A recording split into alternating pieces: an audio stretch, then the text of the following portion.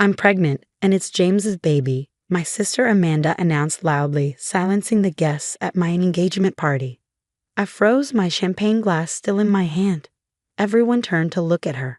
She stood there in a blue dress, one hand on her stomach. Beside me, James turned pale, his grip on my waist loosening. My name is Olivia Parker. I'm 28 years old, and in that moment, I watched my perfect life fall apart. The fairy lights we had hung earlier now felt like they were mocking me. It's been happening for months, Amanda continued, crying. We never wanted to hurt you, but we're in love. People turned to me, waiting for a big reaction, but I stayed quiet. I had learned long ago that silence could be more powerful than words. Olivia, sweetheart, my mom said, stepping forward. We need to talk about this as a family. Amanda is going through a hard time. Of course she was. Amanda was always the one needing understanding. When she crashed my car, when she maxed out my credit card, when she ruined my graduation dress. And every time, I was expected to forgive her. She's your sister, my dad added. But his concern was for Amanda, not me. She was now crying into James's chest. My fiance, the man I had trusted. Calmly, I placed my glass on the table. Excuse me, I said and walked toward the house.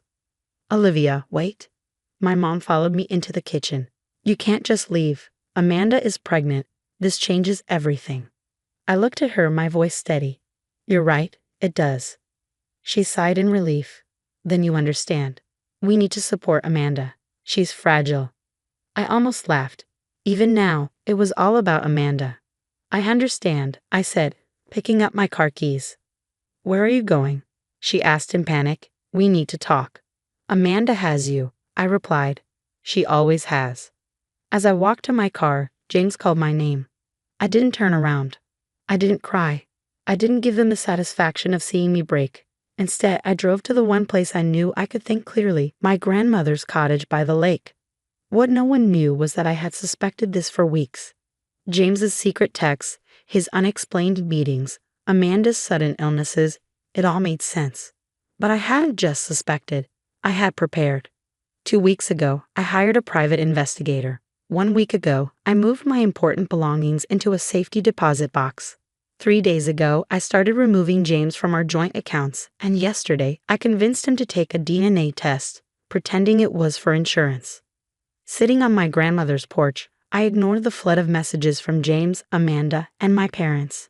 Instead, I called the one person who had never believed Amanda's lies, my Aunt Sarah. I saw Amanda's little show on Facebook Live, she said. She always loved drama. She says she's pregnant, I told her. So she says, Aunt Sarah replied. But you didn't call me just to cry, did you? No, I said, sitting up straighter. I need your help. Does it involve making Amanda and James regret this? It might. I'm in, she said. What's the plan? For the first time that night, I smiled. First, we wait for the DNA results. Then, we show them what real family loyalty looks like. That night, as I lay in bed, my phone finally stopped buzzing. My family probably thought I was somewhere crying, waiting to forgive them. They thought they knew me, the quiet, responsible one who always put family first. But they have forgotten something. I was also my grandmother's granddaughter, and she had taught me that sometimes the quiet ones are the most dangerous. I opened her old journal, the one where she had written about handling betrayal and getting justice. Sometimes, dear, she had written, the best revenge is letting people think they've won, until they realize they've lost everything. I smiled. Amanda had chosen the moment to ruin my life, but I would choose the moment to reveal the truth. The DNA results would arrive in 2 months. Until then, I had work to do. The next 2 months tested my patience. I watched from a distance as Amanda and James played the happy couple, fully supported by my parents. Amanda even moved into my old apartment, the one I had shared with James, while I stayed at my grandmother's cottage, quietly putting my plan into action. They're telling everyone you had a breakdown. Aunt Sarah told me one morning over coffee. Amanda's acting like the caring sister, stepping in to support James while you recover. I calmly stirred my coffee. What else? They're having an engagement party next week. Your mother is calling it a celebration of new beginnings. Aunt Sarah rolled her eyes. Linda's pretending you never existed. That was my mother's specialty, rewriting history. Now she'd have turned me into the unstable one, while Amanda was the responsible sister creating a happy family. If only they knew what I had found.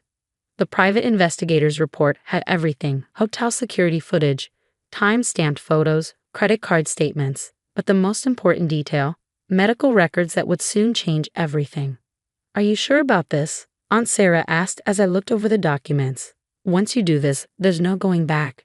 Your relationship with your parents was over the moment they chose Amanda's lies," I said.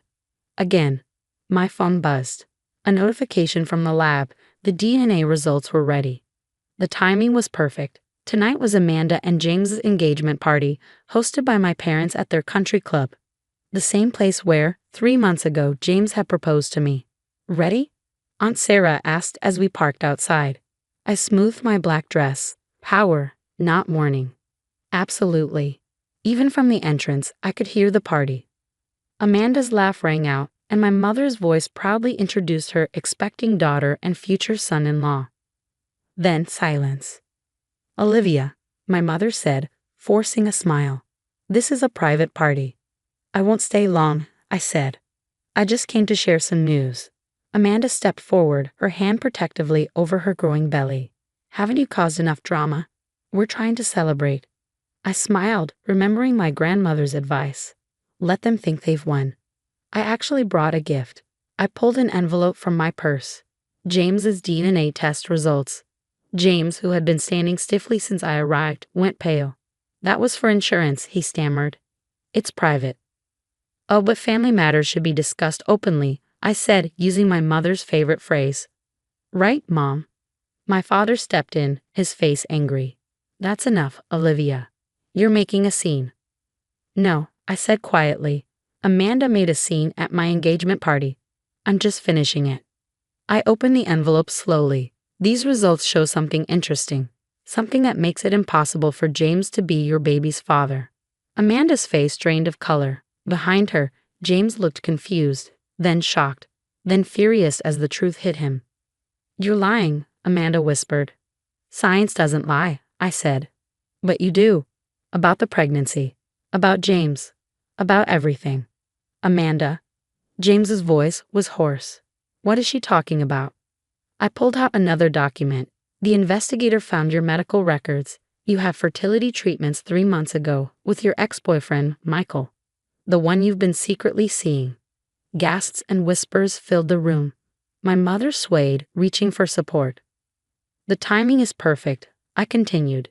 "You got pregnant right after James and I announced our engagement, and since Michael left you, I let the meaning sink in." "You planned this?" James asked Amanda, his voice rising. "All of it." Tears welled in Amanda's eyes, her usual move. "I was desperate. Michael left, and I saw how happy you were with Olivia. I thought." "You thought you could steal my fiance, lie about the baby's father, and have our parents cover for you," I finished. "And you were right. They did." I turned to my parents, who stood frozen. "You didn't even question it, did you? You just believed Amanda, like always." "We didn't know," my mother whispered. "You didn't want to know," I corrected. "You never do with her." The room had fallen completely silent. Even Amanda had stopped crying, realizing there was no way out. "You knew all along?" James asked, his voice shaky. "I suspected," I said. "Amanda's never been as clever as she thinks. And you've never been good at keeping secrets." Aunt Sarah stepped forward, her heels clicking on the polished floor. "I think," she said loudly, "this party is over." James stormed out. Amanda sobbed. My parents stood helplessly, trying to salvage what was left. No one looked at me. "Grandmother would be proud," Aunt Sarah said as we walked to the car. I thought of her journal, her lessons on patience and justice. Yes, I agreed. She would. But this wasn't over. The DNA test and medical records were just the beginning. There were more truths to reveal, more lessons to be taught. Amanda had always been the star of our family's show, but now I was in control of the final act. The fallout from the country club revelation was more satisfying than I had imagined. Within days, Amanda's carefully built world fell apart. James moved out of our old apartment immediately, leaving Amanda alone with her lies. Her ex-boyfriend, Michael, the real father of her baby, wanted nothing to do with her. And my parents? They finally had to face the consequences of their choices. One day, my mother found me at the grocery store. "She's not eating," she said. "She needs her sister." I kept picking apples, not looking up. No, what she needs is to face the truth. Something you never made her do. "We made mistakes," she admitted, her voice shaking. "But she's still your sister." I finally met her gaze. "And I was still your daughter every time you chose her over me." Then came another revelation, this one from Aunt Sarah. Over dinner, she shared what she had discovered.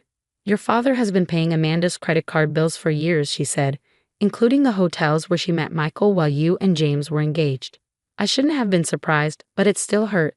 So they knew. They suspected. Aunt Sarah corrected. But questioning Amanda was never their way. I thought about all the times I had worked extra hours to pay for college, while Amanda's expenses were always covered without question. It was clear now, they hadn't just enabled her behavior, they had funded it. 3 weeks after the engagement party, I got an unexpected visitor. James stood on my grandmother's porch, looking exhausted and ashamed. "I'm not here to apologize," he said quickly. "I mean, I am sorry, but I know it doesn't change anything." "Then why are you here?" He ran a hand through his hair, a nervous habit I used to love. "I'm leaving town. Taking that job in Seattle. I needed you to know that you were right. About everything." I leaned against the doorframe. "Not everything. I thought you loved me." His flinch said it all. After he left, I sat on the porch swing where grandmother used to tell me stories. Her journal lay open in my lap, and one passage stood out. "The greatest victory isn't in destroying those who hurt you, but in rebuilding yourself stronger than before." Then came the final twist, one that changed everything. One morning, Aunt Sarah arrived with a stack of legal papers. "I found these in Mother's safety deposit box," she said, spreading them on the table. "Looks like grandmother left you more than just the cottage." The documents revealed a trust fund in my name, one meant to help with my wedding and a future home. She had also kept records of every dollar my parents had taken from her to cover Amanda's expenses over the years. "There's a letter for you," Aunt Sarah added, handing me an envelope. In grandmother's neat handwriting, it read, "My dearest Olivia, if you're reading this, they finally pushed you too far. Use these documents wisely. Sometimes the best revenge is letting people face the consequences of their own actions." I followed her advice. My lawyer sent copies of the financial records to my parents with a simple note. The truth has a way of revealing itself. 2 days later, Amanda moved back home, her perfect future in ruins. My parents could no longer deny what they had done. "What do you want from us?" my father asked over the phone, his voice heavy with defeat. "Nothing," I said honestly. "I don't want anything from you anymore." That was the real victory, not punishing them, but freeing myself. 6 months later, I sold my share of the family property. Amanda tried to fight it, but the documents were airtight. I used the money to buy a small bookstore near the cottage, something I had always dreamed of but never pursued because my parents wanted me to be practical. Aunt Sarah helped me renovate, and on opening day she gave me a special gift. Grandmother's journal, rebound in leather with a new inscription. For Olivia, who learned that the quietest voice often speaks the loudest truth. I keep the DNA test results in my desk drawer, not as a reminder of betrayal, but as proof of my strength. Amanda still lives with our parents, her baby due any day now. I hear things about them sometimes, but their drama no longer touches me. Last week, I got a wedding invitation from James. He's marrying someone new in Seattle. I sent it back unopened. Some chapters are better left closed. Now, as I sit on the cottage porch watching the sunset over the lake, I finally understand what grandmother meant about victory. It's not about winning the fight, it's about choosing your own path forward. Amanda's betrayal didn't break me. It set me free, and that is the best revenge of all.